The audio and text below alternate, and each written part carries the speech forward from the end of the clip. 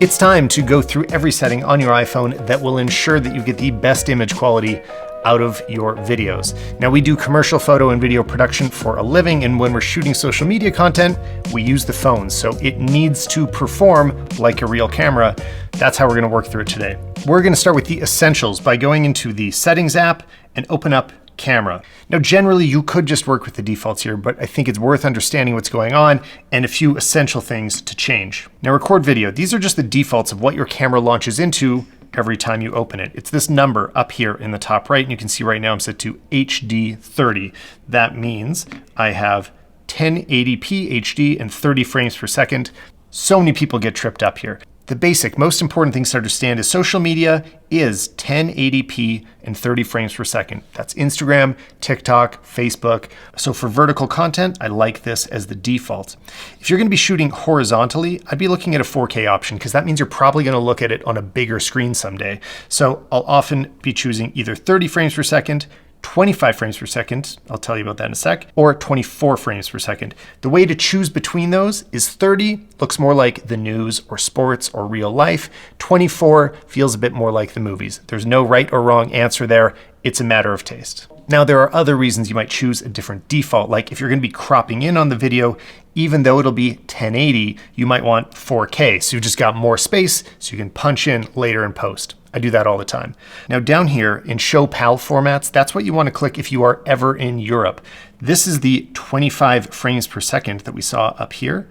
And basically that will get rid of the flicker of lights in the background that can happen so often if you're shooting at 30 frames per second, but the country that you're in has a different refresh rates of the lights. You don't need to understand why, but switching to 25 frames per second will fix it. And actually this weekend we're going on a trip to Europe, so I'm gonna leave it on 25 for now. Most other things in the settings you can leave. Definitely keep on enhanced stabilization. That's so that when you're walking, it looks like you have a gimbal, because generally I don't think you need a gimbal for a phone.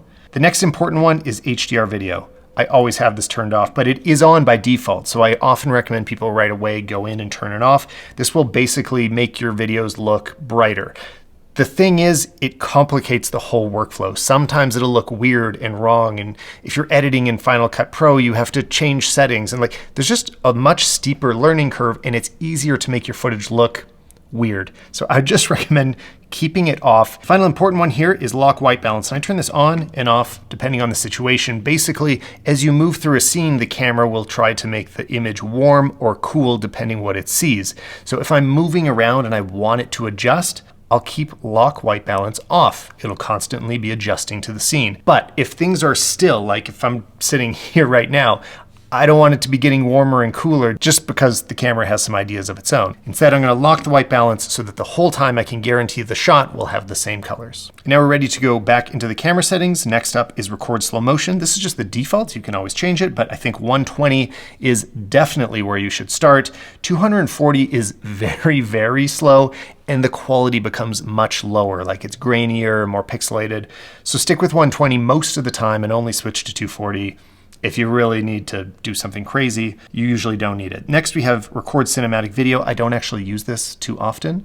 We'll get back to cinematic mode a little later, but I have it set to 4K. Record sound, spatial audio is very cool. Even if you're not using it now, it means that if you ever get spatial audio headphones, you'll hear a more immersive 3D sound from what your phone is recording. And definitely make sure that wind noise reduction is on. This does an amazing job of just cutting out the wind sounds around you using AI. It really improves sound quality without you even thinking about it. Next, if we go into formats, the only thing to look at here is Apple ProRes. This is off by default, and I think you can generally leave it off, even if you want to get into those more advanced log formats. We'll touch on the end of the video how to do it without the huge file sizes of Apple ProRes. I think that should be left to advanced users. These next settings are all kind of up to you. Preserve settings, this is personal choice. I don't have a strong recommendation there, but here, composition, this stuff's good. Turn on the grid. I always have the grid turned on. If we flip back over to the camera here, you can see it's these 4 lines that create a simple grid. This really helps in knowing when your subject is in the center, when your lines are straight. I'm looking at them all the time just to have a better idea of my composition, or you can refer to them for the rule of thirds if you're into that kind of thing. Level is a new feature that I absolutely adore, and we are seeing it in the center here. So while you're lining up the subject, it creates this line in the middle that will disappear once you are level, and it'll reappear if you need to correct something. So all you do is line it up to be yellow, and then you've always got a straight up and down shot. I'm looking at it all the time, quickly move back and forth. I know I'm set, ready to record. Then we have a bunch of photo settings, so we'll skip those for today. Lens correction is just taking away distortion in the edges of your image, because wide angle lenses curve straight lines. The iPhone knows that, and it'll try to undo those curves and straighten them out automatically. And it does a great job, and you will never notice. We got through the camera settings. Now we're gonna go into accessibility real quick. And if you do have an iPhone 16, you'll want to pay special attention because camera control is here. I like to keep it on. And what that means is when I'm gonna take a photo, I can just press the button and it launches the camera app. I press it again and it takes a photo. I press and hold and it can start recording a video. That stuff's all very handy. What I don't like is these extra light press and swipe settings. So now if I go back into the camera, those are like these things up at the top, and I have found them to be way too fidgety. So if what you're shooting is important to you, I would definitely turn both of these off. Maybe Apple will figure this out someday, but I don't find it usable at all. I just keep it as a simple shutter button. Next, I want to show you a little trick that I just figured out today. I'm doing this for the first time. First, I'm going to record a clip of me talking. If you found this video helpful, it would be great if you subscribed. That was easy. Now I'm going to airdrop it to my computer. Then using whichever app you're comfortable with, I'm going to use Compressor. You want to just create an audio file of what you recorded. So I'll make this into a wave, and in just a few seconds, I've exported the audio from my video. So now I'm going to go to Artlist, sponsor of this video, using the link in the description below so they know you heard about it here. Click on AI Voiceover, and they have the craziest new feature, voice to voice. So they already had text to voice, right? You just type what you wanted to say. AI voices using professionally trained voice artists will now read it back to you. This is so much more useful. Like, this is something you can use in your videos all the time. All you need is an audio file, which we have. I'm going to drag it in, select from one of their many voices, again, recorded by professionals, so these are very high quality. And the other nice thing is all these voices are covered by Artlist's license, so you can use them for clients and you don't have to worry about any repercussions later. They've got you covered. And when I hit generate, it's going to use the exact way that I said it and generate the voice saying it like me. You'll hear it in a sec. It's really cool. If you found this video helpful, it would be great if you subscribed. Now I'm going to download that file, and then using your video editor of choice, drag the original clip and the new audio clip over top of each other. Turn the volume from your original clip all the way down. If you found this video helpful, it would be great if you subscribed. Isn't that amazing? Like, I wasn't even sure that it was going to work, but like the pitch and the tone and the speed. If you found this video helpful, it would be great if you subscribed. Like, it lines up perfectly. I'm amazed. Let's try another one. I want to hear it with a voice very different from mine. Let's switch genders. How about pep? If you found this video helpful, it would be great if you subscribed. So whatever kind of voiceover you need, you can direct it exactly, precisely how you want it to say things. Or if you really don't want to do the voice acting yourself, the text to voice does work great. So you just type in what you want it to say. You can change things like the accent, you can speed it up, or you can add some emotion to it. Let's try curious. It's actually crazy that they can put the accent on any voice. Like, the original voice actor didn't even need to have that accent. If you found this video helpful, it would be great if you subscribed. Now, I find with all of these AI tools, the more you can direct them, the more powerful and just useful they become. So recently, Artlist had released their full text-to-image generator where you can generate AI images. So I could say, long hair cow in a field. It provides a realistic looking image. Then I can just click animate. It'll suggest a prompt for what the movement will look like. You can change that. I'm gonna just leave it for now and set the duration up to 10 seconds and the resolution up to 1080p. Then click animate. Now, while that animates, I wanna show you some photos we took recently. We visited a friend's ranch, and look, there's a beautiful longhorn cow. There's lots of nice cows here, and I wanna see them animated. So I'm gonna grab this image, export it at around 4K, and I'm gonna upload my photo that I took, and I'm gonna animate that too. And now we've got two videos, one completely synthetic, which is pretty passable, and then another based on the image that I fed it.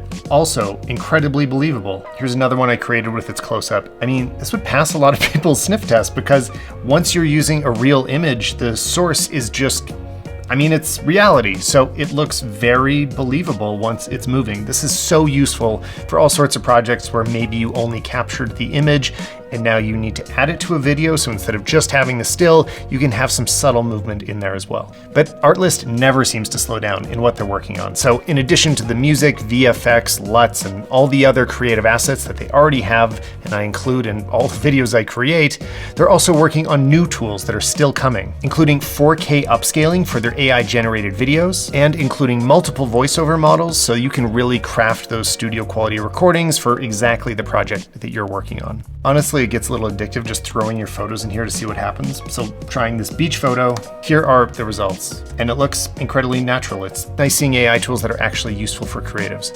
So if you want to know more about what Artlist is working on, see some of these powerful tools for yourself, the link is in the description below. Thanks again to Artlist for supporting this video, and let's get back to shooting video on your iPhone. Let's jump into the camera app.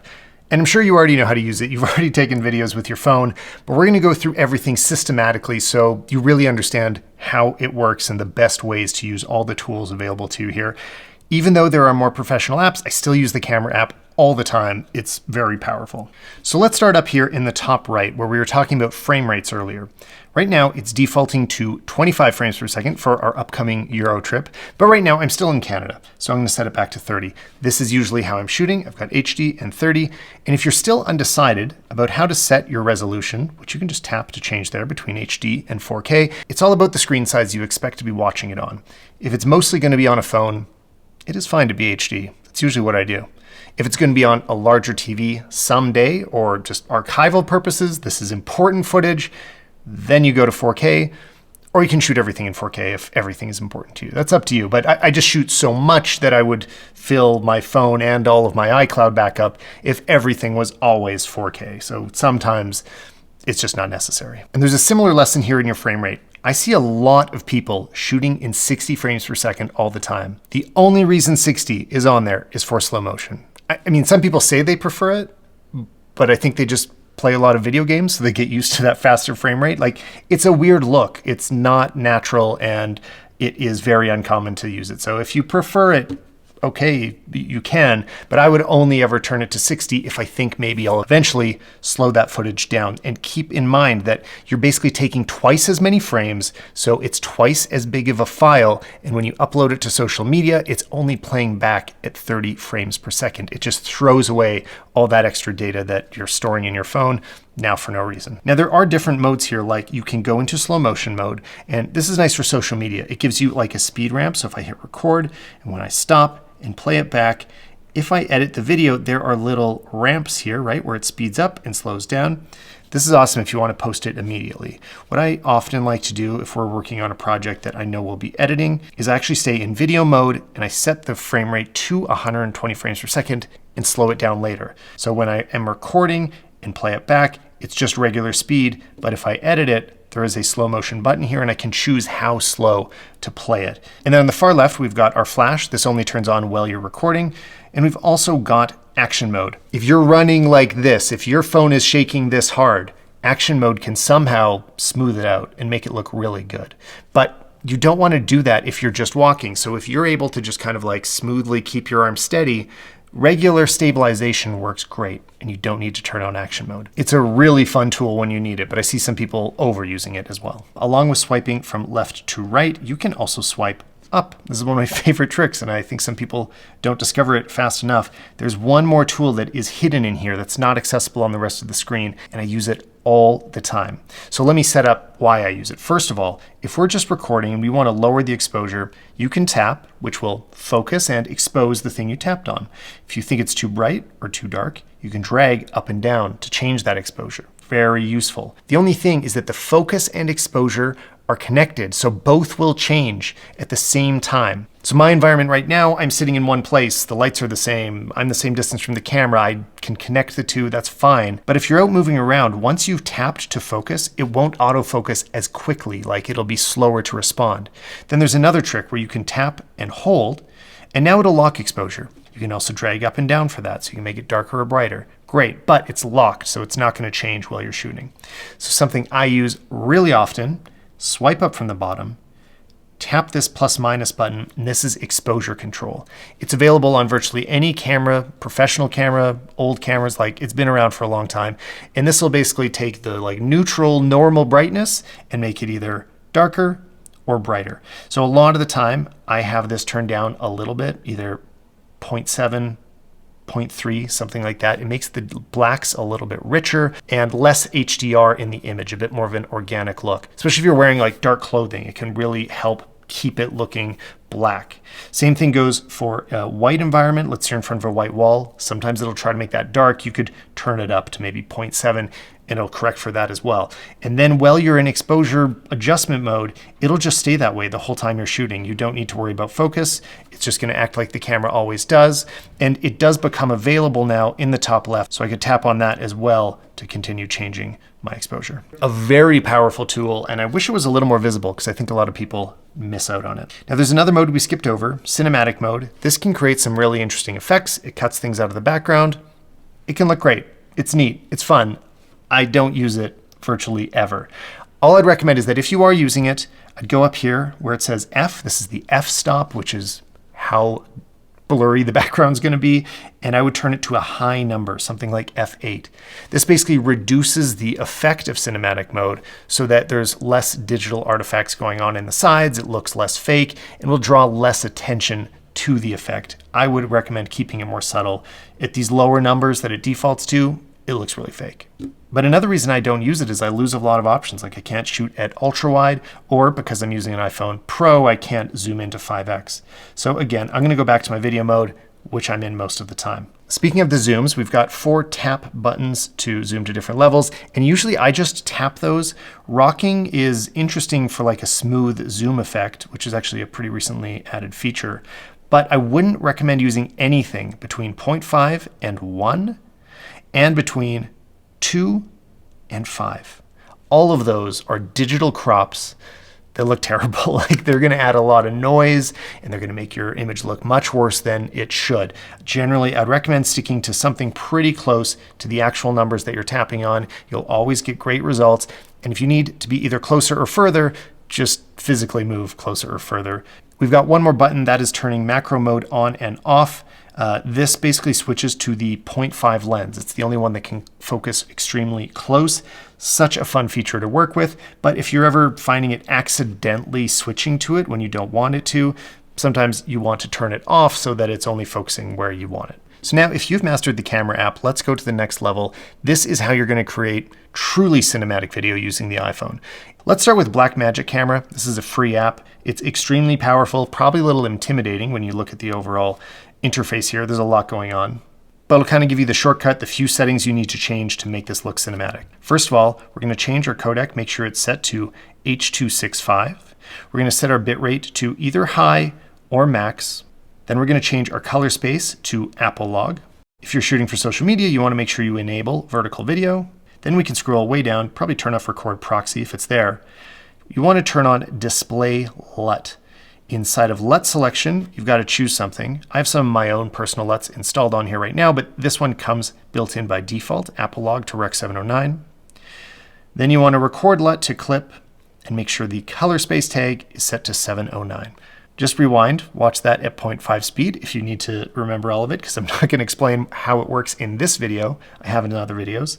And then when we're in the camera mode, we are now shooting with Apple log, but it's applying the LUT live. Typically it's completely flat, no contrast, no saturation. But if you don't want to learn about color grading and get a lot of the great results, which reduces the sharpening, takes away the HDR, you can just have that LUT effect on, and it's going to give you something pretty impressive.